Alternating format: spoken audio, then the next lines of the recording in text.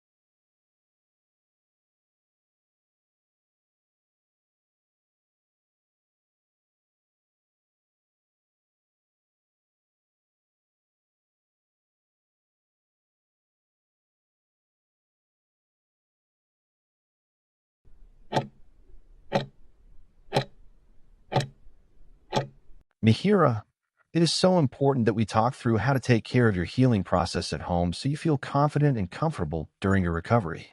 Keeping your surgical site clean and dry is the single most effective way to help your body heal properly. Please follow the instructions provided for changing your dressings, making sure to wash your hands thoroughly before and after you touch the area to keep everything sterile. As you navigate these next few days, I need you to stay vigilant and watch closely for any changes that might signal an infection. While some mild tenderness is normal, please reach out to us if you notice the area becoming significantly redder, swollen, or warm to the touch. It is also important to look for any unusual discharge, such as pus, or if you feel that your pain is suddenly worsening instead of gradually improving. If you develop a fever or feel generally unwell, do not hesitate to contact the clinic. Remember, you have that follow-up appointment scheduled for later this week, which will be the perfect time to check on your progress together. We are here to support you every step of the way. How are you feeling about managing the dressing changes on your own?